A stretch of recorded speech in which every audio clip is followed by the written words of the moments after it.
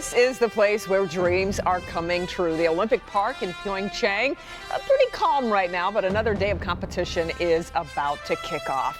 Thanks for being with us and welcome to the Olympic Zone, where we've been seeing the sweet taste of victory and a bitter upset as well in the past 24 hours. Yeah, Shaun White made history while the U.S. men's hockey team can't get it done against Slovenia. Yes, Slovenia. Can we top the Shaun White moment from last night in these games? That was moment. Amazing. Before we talk about those stories, though, a quick look at where the medal race stands right now. Germany has vaulted into the lead since last night. Now 12 medals overall, and 7 of them are gold. That puts them in front of both of those categories. The Netherlands and Norway tied for second. Canada stuck at 10 since last night overall. The United States remains in 5th place, but Team USA added another glorious gold medal to that tally.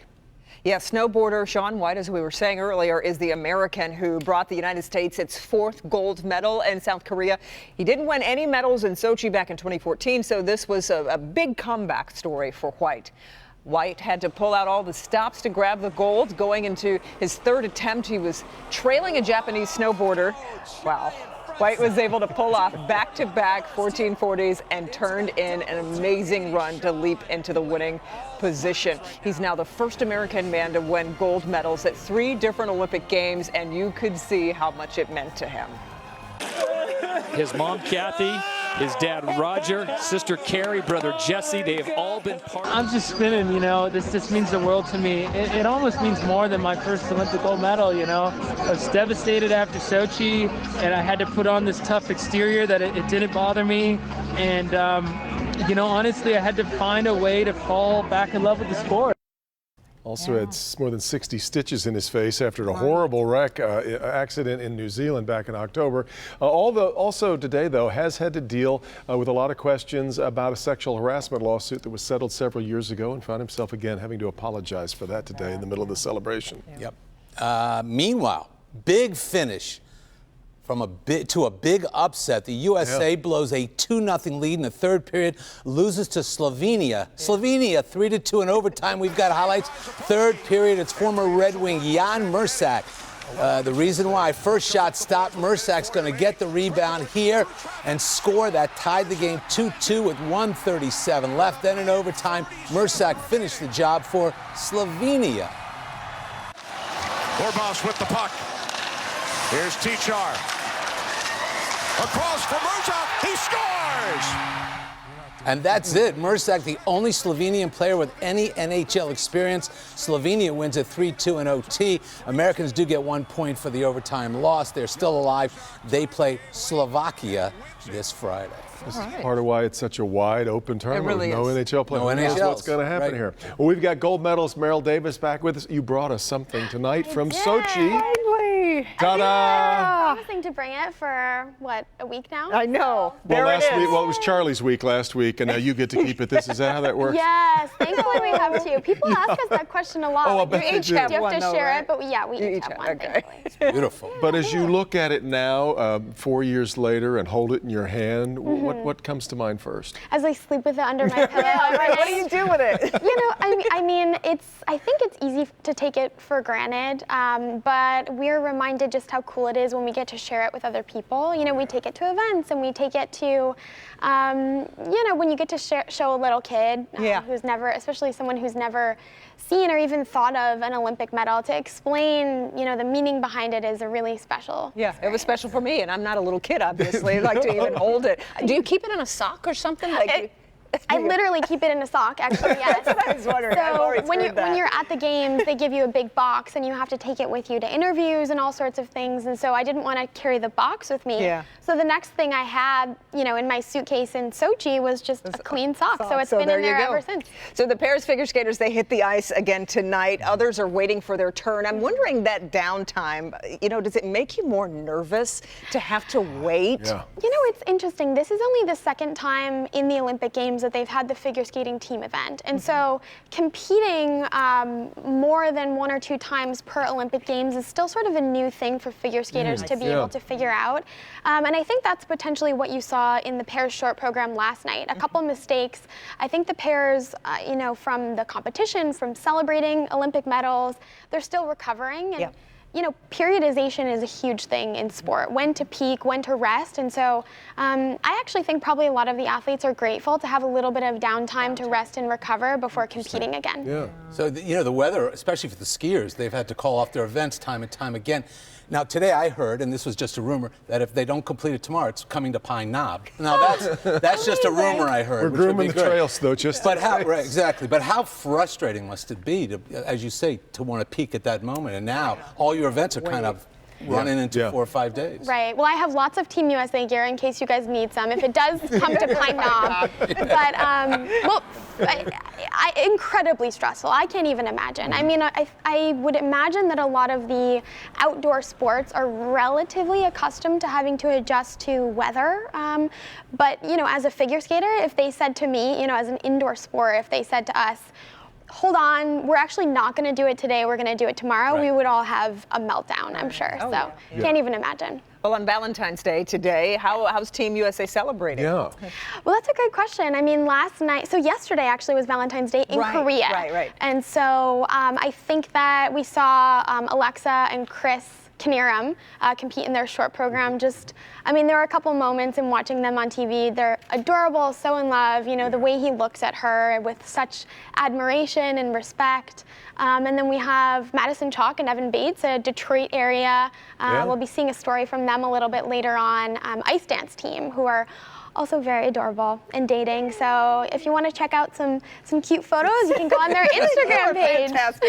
So love is in the air. Yes, no doubt. very much in Pyeongchang. We had looks like that when we saw the gold medal. Those Yeah, looks of love, you know. Just want to warm your hands over it. Yeah, It's it is so beautiful. great. Thanks for bringing it in. Thanks for being with us. My pleasure. As always, every night it's been great. Thank you. Now, we've already seen Shaun White's story of Olympic redemption. There's another American also on the comeback trail. John Daly had always loved skeleton competition. In Sochi, was in position for a bronze medal, and then something went terribly wrong.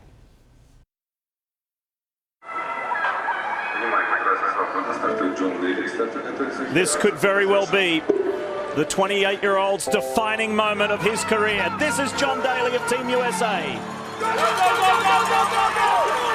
He got out of the groove. Oh, this is heartbreaking. He is out of medal contention, and it was right from the very beginning. He's 3 miles an hour off the pace. It has all gone away for John Daly. I knew it was over. It was just kind of, I had a mile of ice to think about what just happened, and now I have 4 more years to wait. I'm sorry. I'm really disappointed in myself. I don't regret anything, but I do wish I could get that last run back for just one more chance.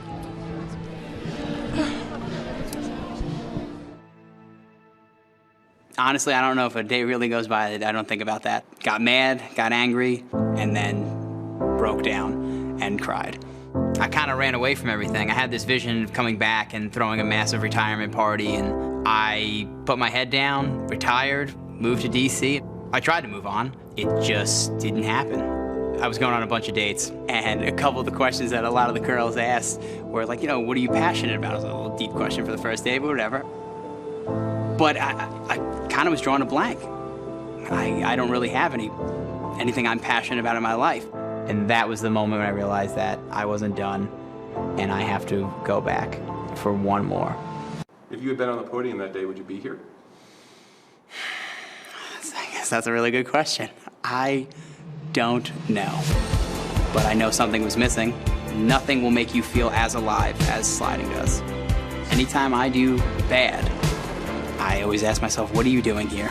And it comes back to the same answer each time. You are here to compete. You're here to feel alive. You're here to get one last shot at a dream. Sport, your chin is about an inch off the ice as you're flying 90 down miles this an ice hour. But how about the desire inside of him? Yeah. I mean, to do that, you know. Well, it's haunted him now, obviously, for 4 years. Yeah. Scheduled to make his return to Olympic skeleton later on tonight on NBC. All right, still ahead. She's trying to do something no American woman has ever done, and she's doing it with a smile and a little bit of glitter on her face. And plus, wait until you see her dance moves. That's all next. Watching them. Welcome back to the Ozone. American women have been trying to conquer cross-country skiing since the event was first started at the Winter Olympics in 1952. And now one woman from Minnesota just might be the first to get a medal in Pyeongchang. Tonight, Jessie Diggins tells her story and how she fell in love with the sport.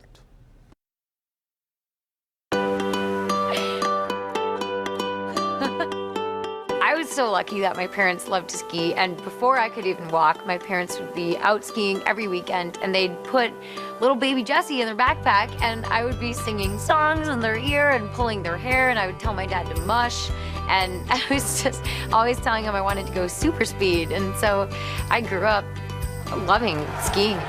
Always smiling, there's Jessica Diggins of the United States. I always put glitter on my cheeks before every race. It's this little promise to myself that I'm gonna go out and race as hard as I can because I love what I do. And I wanna honor the little girl that I once was who just wanted to ski super speed. To the line they come. Jessie Diggins of the United States gets the bronze. You know, my role on the team is I'm kind of the team cheerleader. For me, it was really fun because we'd make these team music videos, and I was kind of the instigator of that, and I got to choreograph a dance. That was fun. I got to make up how it was gonna go and envision how it was gonna look, and then teach the team, which was so fun. And you've got all the guys in the back kind of like, okay. And it was just really, really fun and very, very cool for team bonding and team spirit going into big events. I love what I'm doing. I love the training, as brutal as it is, even when, you know, you've got snot running down your face and you've just bounded up an entire mountain and you're covered in sweat. If you want to talk about heart on a ski course, you look no further than Jessie Diggins. She is so tough. I love that. I love that pursuit of excellence. So it's not just achieving the highest goal, it's the teamwork and the hours of training and going after your goals and working with these incredible people. And so now going into these Olympics, yeah, my sights are on a medal. I want to become the first woman to ever medal for the U.S. in cross-country skiing, and I know I have what it takes. That's great. And she's going to compete later tonight in the women's 10-kilometer race. But how about the endurance for some? I mean, that cross-country skiing is, it's not for the weak. They just collapse at the end because it's all they've got. It's all they've got. It's all they've got in them. Still ahead. We were just talking about it with Merrill. Romance at the Olympics. It is Valentine's Day. The South Korean version comes with a twist that many men may appreciate. There's something for everyone, though, and we'll show you when we come right back. Tomorrow. Love is in the air here at home, and Valentine's Day is also a big deal in South Korea. In fact, South Koreans celebrate love several times a year. NBC's Dylan Dreyer shows us there are special days for men, women, and singletons, too. High above the bustling streets of Korea's capital, you'll find heart in Seoul. Thousands of so-called love locks. You might say South Koreans are an amorous bunch. Valentine's Day is just one of 12 holidays dedicated to love. Stacy Nam works in the entertainment industry here in South Korea and is something of an expert in local pop culture. Will you be my Valentine? Yes. Oh, I'm blushing. I had no idea that Valentine's Day was such a big deal in South Korea. Of course, this holiday is different in Korea because actually it's only the girls that give the guys.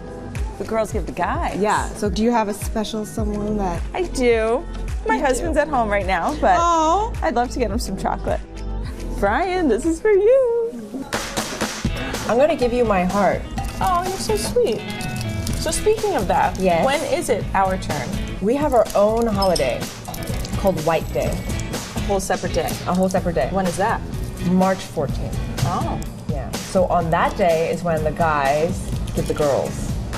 Chocolate? Chocolate. So on Black Day, which is April 14th, people that didn't get presents or chocolate on Valentine's Day or White Day would come here and eat this together. We don't need a man or a woman as long as we have carbs. This.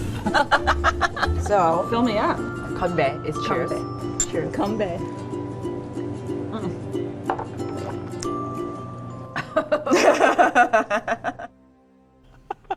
the soju being poured again. You don't care what day it is. That's exactly it. Right. It goes down pretty smooth. Speaking of eating and drinking, that looked really good. Are you ready for a little more soul food? Oh, yeah. Bernie is sampling homemade Korean food. Up next, we'll find out why serving up tonight's dish is truly a labor of love on Valentine's Day. Coming up tonight. Hello, everyone. Mike Tirico at the International Broadcast Center. Tonight in primetime, an array of stars in action across Pyeongchang in alpine skiing after a series of weather delays. Michaela Schifrin scheduled to make her debut in these games, racing for the second Olympic medal of her career in the giant slalom. And in the men's downhill, Norway's attacking Vikings have a handful of contenders. Figure skating continues with medals on the line in the pairs free skate. And in speed skating, Americans Heather Bergsma and Brittany Bowe return to action in the women's 1,000 meters. That and more coming up tonight in primetime. Thank you, Mike. If you've never tried Korean food, these Winter Olympics, pretty good excuse, I think, to expand your horizons. Yeah, and we know Bernie is trying new things thanks to a family in Chesterfield Township showing off their family recipes. Yep, and tonight we're going to show you a salad that's a work of art, and wait till you hear how long it takes to prepare.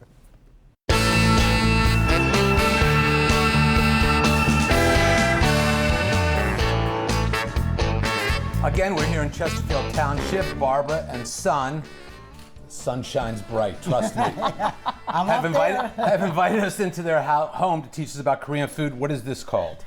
It's called japchae. This is a traditional Korean salad. It's special, right? Yes, and you serve it cold, and there's lots in here. There's sweet potato noodles, sometimes called glass noodles, lots and lots of good veggies. All these marinated veggies, peppers, bean sprouts, mung beans, spinach. Zucchini and also yes, and egg. How long and a little bit of crab meat. How long does it take to make this? I told you, takes a 3 hour. You can finish 3 minutes. Yes. Wait, just 3 hours it takes to make this whole salad? Wow. Mm-hmm. Yes. It better be a special occasion. All right. This seems like one. Here we go. I'm terrible. And you mix it together? Or you just like this? You mix it together. A little bit of sesame oil, garlic. I'm very good at salt. this. You could say. Very slippery. Maybe you should use this. What do you got? Oh, those kind of big tongs. Have I gotten the gist of it with this? You're pretty good. You might starve though. Yeah, very good. And those are the noodles, right? Yes. Oh man, these are really good. And this is crab I can taste. Yes. Mm-hmm. Oh, I don't think you will starve. I'm gonna tell you something. This is very I've been to a lot of salad bars in my life. This beats them all. Good. All of them. This is terrific Good. stuff. Thank you so much. Thank you. Again, what it's called? Japchae. Japchae. All right, there you go. Japchae. 3 hours? The only complaint I have, yes, 3 hours to prepare the thing. The only complaint I have is bring a fork. It's so good. You don't want those little chopsticks. Well, yeah, if you're not adept at these chopsticks, bring a fork and a big one. And those sweet potato noodles are really sticky and kind of, absolutely. In fact, when you get them in a restaurant in Korea, they also bring you a pair of scissors so really? you can kind of cut them out of the pan to put on your plate. But delicious. And crab, too, in there. Crab, yes. Good Really good. stuff. Yeah. Like it. All right, still ahead. Olympic selfies with a Valentine's theme. We're getting candid in Korea when we come back. Now let's get a temperature check for the Pyeongchang area. The current temperature in Pyeongchang is brought to you by the Nest Learning Thermostat.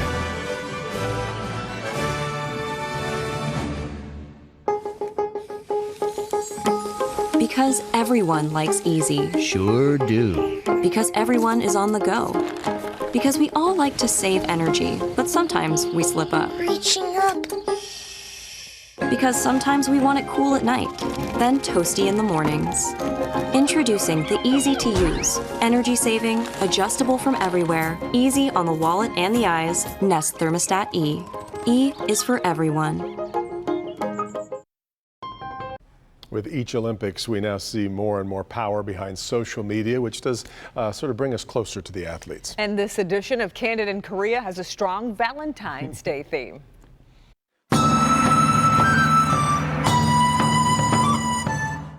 Happy Valentine's Day! That was Melvin Dale's Jessica Corman and the short track speed skaters there with her.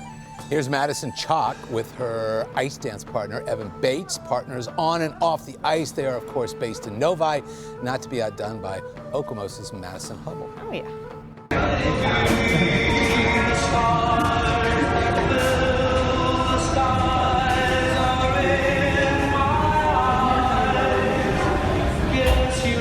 Johnny Mathis. Madison was dancing with a friend and fellow skater Adam Rippon while her partner Zach Donahue watched. Hubble's boyfriend far away, according to her Instagram post. So you gotta have friends, especially on Valentine's Day. And thanks for spending your Valentine's Day evening with us. We'll be back tomorrow night at 7:30 with more of Merrill Davis. Have a great night, everybody.